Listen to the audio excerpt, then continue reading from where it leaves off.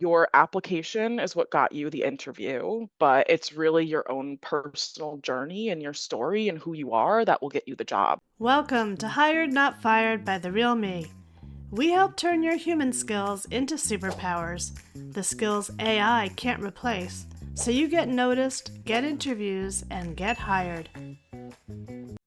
Hey there, welcome to Hired Not Fired. I'm Dr. Deb Samuels-Peretz, and I'm delighted to bring to you my guest for this week. We have Olivia Gatison, who is the talent manager of early careers at Urban Outfitters, Inc. Olivia has worked for the company for 10 years now, starting her career as a sales associate before moving into corporate talent development. Olivia now leads all early career developmental programming at URBN, which includes the summer internship program, as well as role specific functional training. Welcome, Olivia. Hi, Deb. It's so lovely to be here. Thanks for having me. So, everyone loves Urban Outfitters, and I know there are other really great brands under URBN. What are some of the other brands? Yeah, so we have Urban Outfitters, of course, Free People and Free People Movement, as well as Anthropologie Group and our rental subscription service, Newly. Oh, rental subscription. Okay, I'll have to keep that one in mind. Yeah, try it out if you haven't already. It's wonderful. Well, you have agreed to come back, so we're going to have some more good stuff in future episodes. But for today, let's talk about some of the early career newbie mistakes that you see and how to avoid them. Now, we all make mistakes. There's no such thing as someone who's new to a job that doesn't make mistakes, right? I know you have, I know I have. Oh, yeah. So, for listeners out there, that's okay. That's a part of human development, right? Making mistakes. But if you can hear from the inside, what are some of the common mistakes and how to avoid them or how to overcome them, then you're going to have an advantage in standing out when you're in the job market. And not only to get that job or internship, but to get promoted, or if it's an internship, to get the full time offer, right? Right. So let's start with from your experience, what's one mistake you see early career hires make over and over? Yeah, what's funny is I think one of the main mistakes that early careers hires are making is that they think that they need to be perfect, Mm, which goes against everything that, we have been taught. You're in a job interview, you want to show your best and put your best foot forward. But I do think that, making mistakes is part of being a new employee. And if you are afraid to make mistakes, then you're hindering yourself from learning all that there is to learn, right? So just making sure that you're vulnerable, you're able to be honest with mistakes, ask questions, so that way you can really understand what asks are or tasks are prior to just leading with confidence, is what I call it. yeah, that's something we have heard from other TA leaders that we've had on the show. How you said it, that honesty, that self awareness. Don't try to cover up mistakes. Come Right. clean and be coachable. Ask what you can do differently. So that's great. Um, What's one example that stands out of something that one particular new hire did that made you think, okay, we've got some learning to do?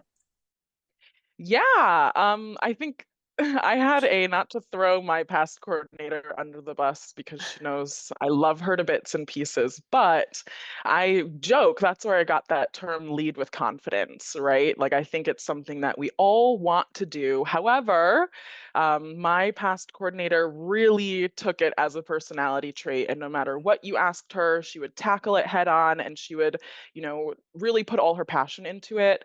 However, she didn't ask any of the questions that were needed to fully understand the scope. Obviously, she was new to the team and didn't have all of the awareness or experience to fully show up in the way that we needed her to. So I can't think of one specific instance, but there was definitely a theme of, whether it's afraid to just ask for a second opinion on an email that you're sending for the first time, or getting a peer review, or just asking questions around why we do the things that we do. So that way, she was able to fully show up in the way that we would like her to, and in the standards that we have on the team. Mhm. Um, I was very honest with her and let her know that this is an opportunity. And very quickly, she felt much more comfortable asking questions, whether she thought it was a stupid question or not, which doesn't exist, right? But Mhm.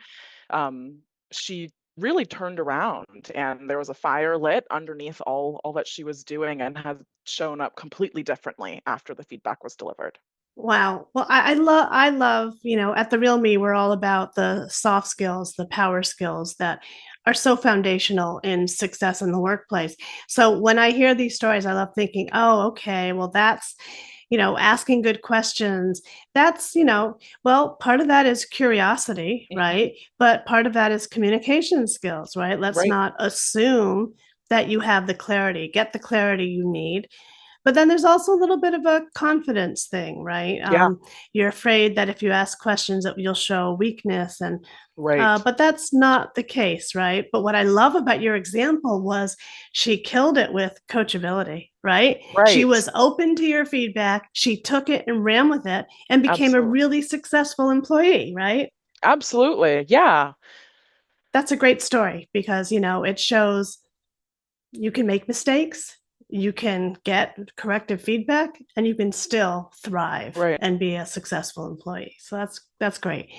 Um, do you think that most interns or hires realize some of the things that employers are paying attention to, like the ability to ask questions or to take feedback and run with it? I don't think so at all. I think it's one of those unspoken skills that you don't realize that you are not exhibiting until you're not, right? Until someone gives you some difficult feedback that isn't as easy to apply immediately. But I think you are spot on when it comes to, it's okay to make mistakes, but don't make the same mistakes twice, right? We have to learn from those mistakes that we're making. And then that coachability piece, I think, is massive in your success, especially as an early careers participant, or a new hire. You are required to be growing all the time, and it is your manager's job to help coach you and guide you. And if you shut down when you're hearing feedback, if you take it as a criticism, which is natural for our brains to take that Yeah. way, take a moment, take a couple breaths, but then really figure out how you can apply that feedback, because all feedback is truly a gift at the end of the day and is how we grow. Yeah. So that was some great examples of how you can show your coachability. Thank you.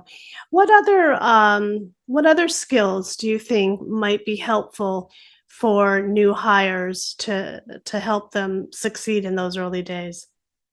Yeah, I think something we haven't spoken about is self awareness, which Mhm. is so massive, right? I think one, you have to know when you're making mistakes. And a lot of times in the entry levels, people just don't know what they don't know, but that is something that will stop you from growing. I think the more you can not only ask questions about the processes that you are involved in, or why the team does things the way that they do, you should also be asking questions to solicit that feedback, right? Not everyone can deliver feedback, or will, at the times that you need it. But if you really can take your own development in your hands and take a learning partner, ask for someone to be a mirror for you, so that way you Mhm. can really develop how you are being portrayed to others. That can make a massive difference in your success. That's great advice. So it's not only about the annual review, right? Yeah, get Right. that feedback early because that gives you time to course correct and run with it. Yeah. So, last question: if you could give students one piece of advice to help them stand out before they even get hired, what would it Mm. be? Yeah, I think know yourself is really the biggest piece of advice, right? I think, I tell people that your application is what got you the interview, but it's really your own personal journey and your story and who you are that will get you the job, right? So when you're interviewing, or say you're making a transition, really sell yourself, but don't compromise who you are to try to fit into what you think the role will be. People are sourcing, character traits, they're sourcing personality matches, and I think you ultimately want to end up on a team that suits you. So if Mm. you are not authentic, if you don't know who you are in that room, then you might end up getting the job, but it might not be exactly what's best for you or an environment of which you'll thrive in. That is such wise advice. Thank you, Olivia. And I am really excited to have you back soon to hear more. In fact, I really can't wait to share your personal journey because I think you have a very interesting story that our Yeah. listeners could learn a lot from. So thank you. Yes. Thank you, Deb.